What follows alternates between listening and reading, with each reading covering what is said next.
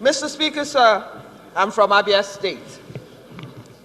Let me thank the movers of this motion, the two people who have spoken before me, on their industry and the sheer eloquence that they bring to bear on this matter. Mr. Speaker, sir, let me also commend you in your opening remarks, that your opening remarks bore, or to a large extent, the economy of our country.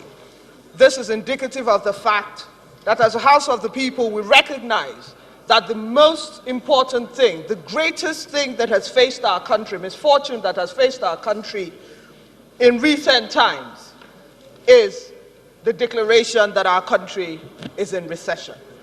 Mr. Speaker, sir, this announcement has created fear, it has created hunger, and it has created anger amongst the Nigerian people. Mr. Speaker, listening to the people who have spoken before me, it is very evident that there seems to be a lack of coordination between our economic, our fiscal, and our planning policies. The people who are in the management of these issues seem to speak in discordant tones.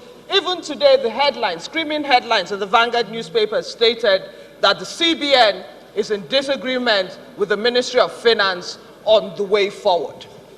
RAMFAC does not agree that we need to divest our infrastructure.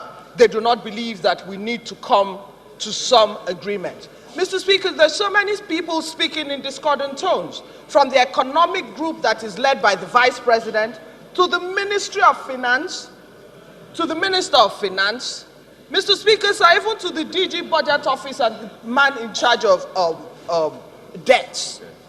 Mr. Speaker, let me quote His Royal Highness, the Emir of Kano, Sanusi Lamido Sanusi, who said that economics is a science. That it may not be a perfect science, but it is a science regardless.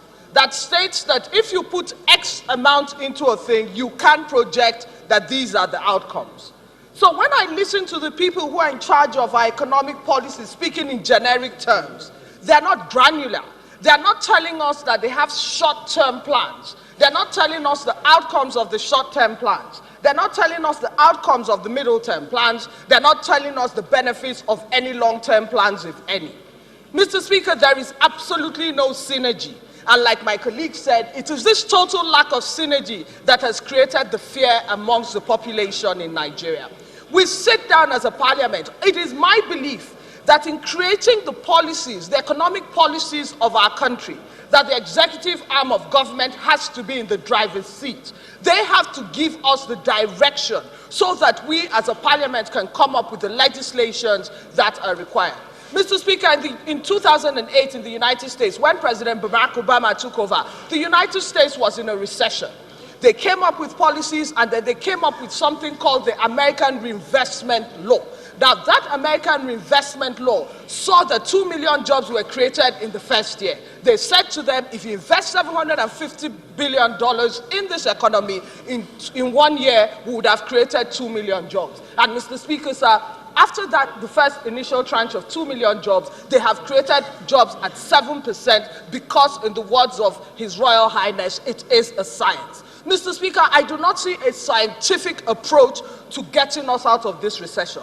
I do not see them speaking to figures. I do not see them speaking to numbers. I do not see them speaking to anything. So as a parliament, Mr. Speaker, sir, what I would like to say, as my brother Honorable Toby has said and Honorable Kazim has said, Mr. Speaker, is a roadmap, a clear-cut roadmap that says to us that if we put these policies in place, bearing in mind that, that economics is a science, that these are the retrievables we're going to receive, I do not see that happening. Mr. Speaker, sir, I, like other Nigerians, am terrified because I do not believe that there is any real plan. So, in conclusion, Mr. Speaker, sir, what would I like to see? I mean, we're in a country where we have different exchange rates. We're in a country where we have no clear-cut infrastructural direction. We're in a country where we do not have any clear-cut plans on job creation, but these things are mouthed on a daily basis. So, Mr. Speaker, what I would like is for everybody, the economic teams, the experts, all of them to come together and come up with a proper policy direction, so that we as Parliament, because we have consistently asked them, even during the sectoral debates, what is the policy direction? To which, Mr. Speaker, sir, I have never gotten an answer that I have been happy with. So I would like to see a clear-cut policy direction that helps us as a Parliament to come up with the necessary legislations that will reflate our economy, that will actually jumpstart our economy, with us knowing that this is what is the expected outcome, so that we can carry out our oversight when we do not get to what it is they tell us. They should be granular about it, Mr. Speaker, sir. I so submit. Thank you.